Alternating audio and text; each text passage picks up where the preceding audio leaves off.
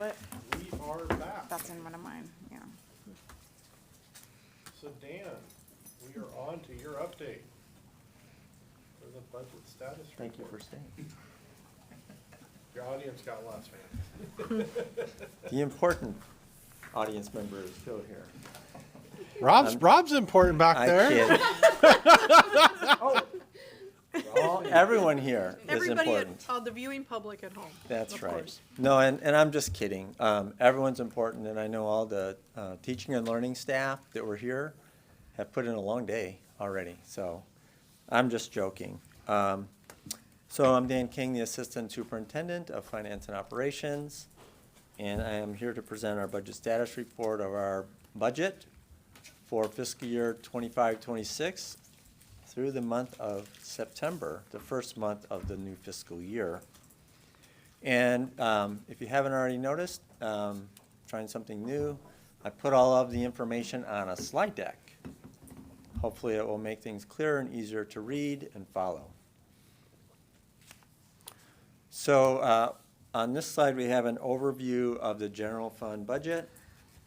For fiscal year 25-26, we have in our budget $42,690,662 in revenues, $42,382,955 in expenditures. We began our fiscal year with a fund balance of $2,690,695. And that number also is the year-end fund balance for the prior fiscal year. And I'm currently, my team in the business office, we are currently still working on our year-end and our financial report, the F-196.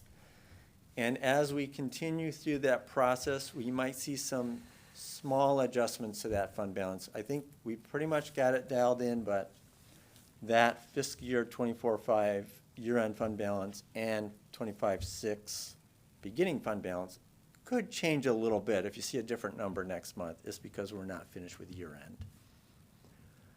Our back one to where we were, the budgeted ending fund balance for this year is $2,378,298. Now that fund balance is budgeted based on no levy. So should the levy pass, or when it passes, we will adjust our budget, and the revenues, expenditures, and budgeted ending fund balance would be changed to adjust for those additional levy revenues. Okay, next slide, please. Okay, so here we have the year-to-date revenues through the month of September, $2,884,891, and the year-to-date expenditures, $3,461,212, and our month-end fund balance of $2,114,374. I'm sure you can't help but notice the difference between the revenues and expenditures. I do want to remind you, though, that our apportionment is kind of sussed out in different percentages each year. We don't get 1/12 every month. So our apportionment was at 9% in September. Plus, OSPI is still kind of working out some of the numbers based on our enrollment. And so we can't all of a sudden get too panicky about our revenues in 1 month being that much less than our expenditures. However, I also want to say, though, that we need to be cautious without a levy, and also, and I'll get to it a little bit later on in this, that our budgeted FTE for student enrollment is less than, our budget amount is higher than our actual. And so we do need to be cautious, and we will be watching this very closely.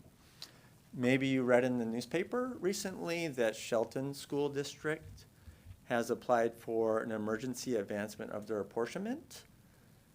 Because 22.5% of school districts' apportionment comes in July and August, a strategy that districts are using in order to kind of keep their cash flow more consistent throughout the school year is to get an advancement of their July or July and August apportionment, so that they have it spread out earlier they get it earlier in the year and then kind of spread that out. I believe that could be an option that might be useful for us as we go along. We'll make that determination. It's a little bit too early to tell. We'll receive our October apportionment at the end of the month here, and we'll have a better idea. And we would be looking at, if we were going to do an apportionment advancement, probably bringing that to the board at our next meeting, because it would require a board resolution. So please stay tuned for that. Let's go ahead and go to the next slide. This just shows a visual of the previous slide. And as we go through the year, you'll see the visual, the big picture that way. It just shows our year-to-date revenues, expenditures, and our current month-end fund balance. And when I say current, I mean through the previous month. And let's go to the next slide. So these are the fund balances for our other funds. The capital projects fund ended September with $152,294. The debt service fund ended with $2,597,177. The ASB ended with $389,360. And the transportation vehicle fund ended with $312,470. Now, you might remember last summer I mentioned that our transportation vehicle fund had a pretty sizable fund balance, but we were waiting on an invoice to pay for 3 new buses. That actually happened. But at the end of August, we got our new depreciation allocation. And so we had recently just added another $285,000 to this. And so we're examining, our options to see how we will spend that. It's not one of those things where if you don't use it, you'll lose it. But we also want to pay attention to what our needs are, inflation, the cost of the buses, and all of that. So stay tuned for more information on how we'll be using that fund. Next slide. So here we have our enrollment summary. And in previous years, we focused here during our board meetings in this presentation on our K-12 enrollment with Running Start, but not including TTK. And I think it's better to include our TTK in all of our enrollment all in one picture, so we don't get confused with the numbers we're talking about. So our budgeted enrollment, that includes TTK, it includes ALE, and it includes Running Start for the fiscal year 25-26 is 2,331 students. And that's what our apportionment is based on right now. Our apportionment will be adjusted in January based on our actual. Our actual October FTE for those groups of students was 2,272.14, which is 58.86 students less than what we budgeted. In dollars, that equals about $1 million in apportionment. So before, when I said we need to be careful and we need to be looking at a possibility of getting an advancement on apportionment, it's for this reason. Of course, the levy factoring into that will make a difference in the steps that we take. But I just want to be upfront about this so that we don't have any kind of misunderstanding, thinking that everything is, really great. It's not terrible, but we do have some things that we need to be concerned about and pay attention to. Here you can see we did not have our TTK students attending in September, nor our Running Start, but now we've included them in the month of October. So you can see the counts for these different groups of students. The ALE does include HomeLink and James Taylor combined. But there you can see the breakout of where those 2,272 students are located. And those are, there's one more slide. It has a visual of that, which we'll see across the year.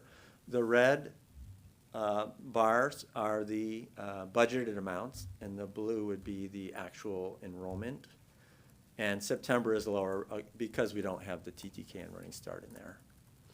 And then on the far right, we have the average. Now, the average, though, is not including September because it just throws the average off. So from September on through June, we'll see that average adjust as our enrollment is tallied up. And those are all the slides. Do we have any questions? So the one question I had was an old one, but a new one. Did we get, I remembered that we were shorted on one of our apportionments in a previous month. Did we get that from OSBI made back up? Yes. Okay. So I believe what you're talking about is, let's see if I can remember correctly. Back in May or June, we didn't get a full apportionment, and they made that up to us in July and August. Okay. Yeah, I think it was May or June we were shorted. It was about 90,000, Yep. and we did get that. Okay, They made us whole. good. All right. Do we have a question in the audience? What's TTK? Oh, thank you, I'm sorry. And for anyone watching online, TTK stands for Transition to Kindergarten. So those are students who, we have two transition to kindergarten classrooms, one at Belfair Elementary and the other at Sandhill Elementary. And there are 17 students enrolled in each class. And that is a pre-kindergarten class to provide students with learning and social interaction that is developmentally appropriate for students who are just we're not quite old enough to begin kindergarten this year, to give them those readiness skills so that when they enter kindergarten next year, they'll enter really strong.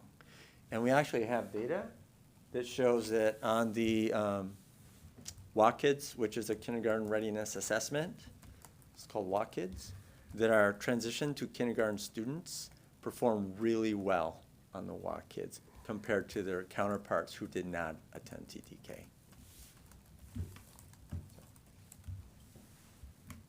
Thank you, Mr. King. Thank You're you so welcome. much. Get back over here. The next thing is ledger up, and I don't have anything. Does anyone else have anything legislative that they've dealt with at all? Okay. Just paying attention. Not for school board. Okay, right. Yeah. Let's move down to assurance of organizational performance and policy review. So we have ER 13. I'll entertain a motion on ER 13. I move that we find the superintendent's performance to comply with ER 13. All right, discussion.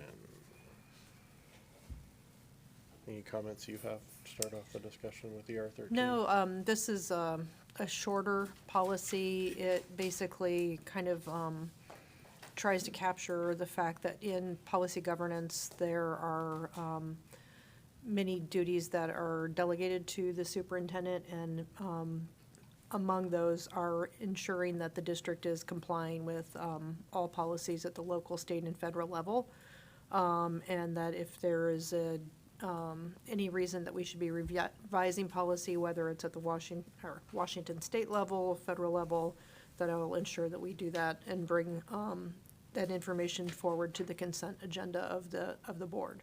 Okay. Any other discussion from anybody over here? I didn't have anything. Okay. All in favor of finding the superintendent in compliance of ER 13 mandatory policies signify by saying aye. Aye. Aye. All right, that is approved. So on to the policy review, ER 6. Is there any discussion about facilities, the policy from last month? Okay, what about ER7? Any further discussion about that one?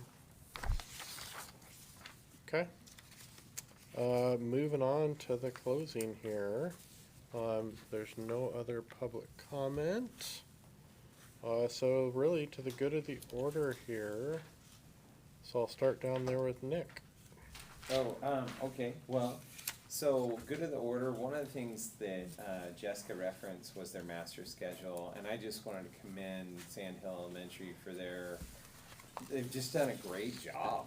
I mean, we've seen so much progress since Jessica's gone over there as far as getting things, and really have a clear vision, and having the team of not only the admin, but also the teachers, feeling very much like they're on the same page.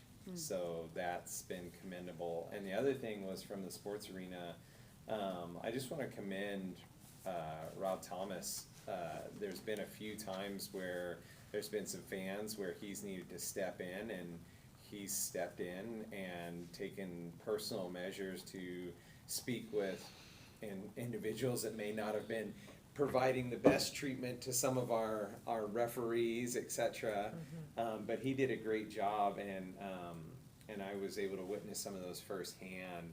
So just great job by him. And then also this past week for the football game, the result was not what we intended, but it was a school spirit that I have not seen here for many, many, many years. So that was a neat experience. It's all for me, sorry. It's a bunch. Leanna? Well, I would like to give a shout out to the families this week that are dealing with the shutdown for federal and getting their kids to school and feeding their kids, and without power and without a water pump in there. That's where I was late picking up water for our well is out because the power came back on and blew it up. But what our families are going through right now and keeping their kids on track through, even though you might have money put away or whatever, but this shutdown is really making a difference in people's lives. And we're one of them. So I not only feel it, but I see it in part of a food share that I do. Listening to the families talk and how the kids are seeing it, but also getting through it with their families. And it's really important to kind of show what that resilience looks like. But also let them see the tears, let them see it get hard, and let them see it come back, and let them be part of it. So you can choose the way you do it, but my shout outs to the families today. Okay. Yeah. Right. One thing I was going to say is I really appreciate students up here talking today. That was amazing. They did a great job. I look forward to seeing what they put together there. It should be fun. Same thing. I'm going to do the same thing Nick did. I know we switched from having a middle school and a high school athletic director to Rob being over both. And I really think it has gone really well. The fact that he's able to coordinate between the buses and the vans and the transportation and the games, and this is the first season. This is the fourth season I've been down there coaching at the middle school. This is the first season we've actually got all 10 games in with 2 rescheduled games. So it was amazing just to be able to fit all that in during our wet weather here that we've got coming. So really kind of shout out to him. So other than that, that is all I have. Christine, let you have last word. No, I just think that this is a busy time of year with all the schools getting ready for parent-teacher conferences, and it's the thick of it. It's when everything is set up and everybody is good to go. So I agree. There's been a lot of really great school spirit and a lot of community involvement, and I just look forward to things continuing to go well this year. So yeah, thank you. Good. All right, now we'll do the board self-assessment here. I've got that deal today. So Going through the general behavior, I think we were satisfactory in all of those items. And then the policy governance principle reviews, I think we had yes for all of those, except we did not create a new policy, so that one is not applicable. And overall, we were satisfactory today. Our next school board meeting will be held on the 24th of November at 6:30 right here in the boardroom. We will not have a study session next month. I'm planning on having one come in December to go over some of the policy stuff. So with that said, I will adjourn the meeting. Thank you, guys. Thank you.